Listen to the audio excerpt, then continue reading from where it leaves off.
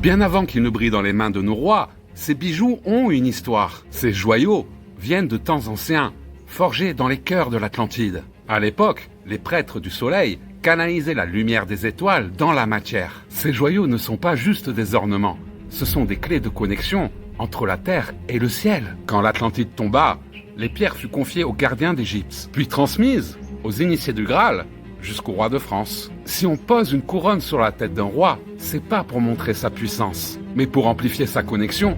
La couronne amplifie le flux d'énergie divine, reliant le souverain aux dimensions supérieures. Le roi devient alors un canal vivant, un pont entre le monde de la matière et l'univers de la lumière. C'est pourquoi le vol de ces bijoux dans la galerie d'Apollon n'est pas un vol matériel. C'est une tentative de couper la France de sa mission solaire, d'éteindre un symbole de connexion divine. Et si tu te demandes pourquoi maintenant, c'est parce que nous sommes en pleine guerre énergétique. La sonde 3i Atlas traverse le ciel, une sonde de reconnexion, un rappel venu des étoiles. Rappelle-toi du passage de Oumuamua.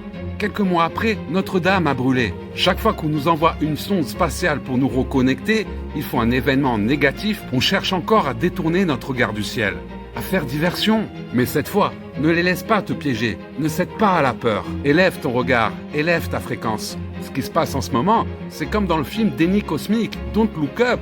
Sauf que cette fois, c'est pas une comète qui vient s'écraser sur Terre. C'est une comète qui vient pour nous éveiller. Pourtant, on te demande de regarder ailleurs. On fait tout pour détourner ton attention, car 3i Atlas vient te délivrer des messages et on ne veut pas que tu les entendes. Alors on détourne ton attention.